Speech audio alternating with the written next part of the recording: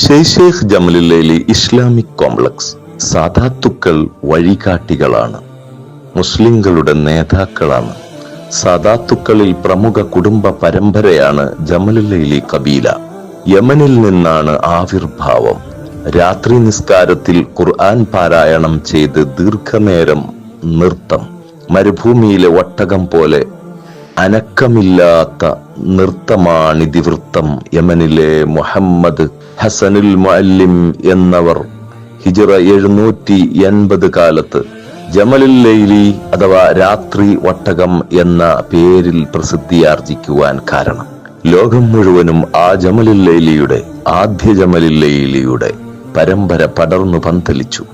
1100 കടലിൽ മുസല്ല വിരിച്ച് അതിന്മേൽ നിസ്കരിച്ചുകൊണ്ട് കേരളത്തിലെ കടലുണ്ടി തീരത്ത് ഇന്തോനേഷ്യയിൽ നിന്നും ഒരു തങ്ങൾ വന്നിറങ്ങി.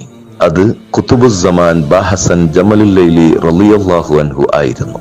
കടലുണ്ടി ഗ്രാമത്തിന് ആ പേര് ലഭിച്ചത് തന്നെ കടൽ താണ്ടി വന്ന് അവിടെ ഇപ്പോൾ മറപ്പെട്ട് കിടക്കുന്ന ആ തങ്ങളിലൂടെയാണത്രേ.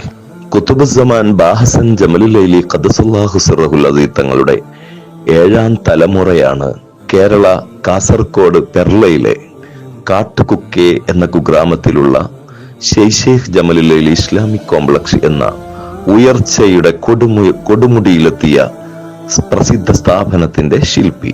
2002 മുദരിസും ഖത്തീബുമായി കാട്ടുകുക്കയിലെത്തിയതാണ് സയ്യിദ് അവർകൾ.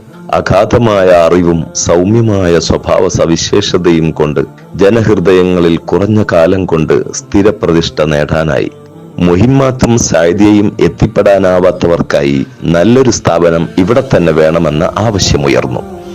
മുഹിബ്ബീങ്ങളുടെ സമ്മർദ്ദത്തിന് വഴങ്ങി സയ്യിദ് അവർകൾ പിതാവിന്റെ സമ്മതത്തോടുകൂടെ ചെറിയ തോതിൽ ആരംഭിച്ച ആ സ്ഥാപനം ഇന്ന് വലിയ വടവൃക്ഷമായി വളർന്നു പന്തലിച്ചു കഴിഞ്ഞു.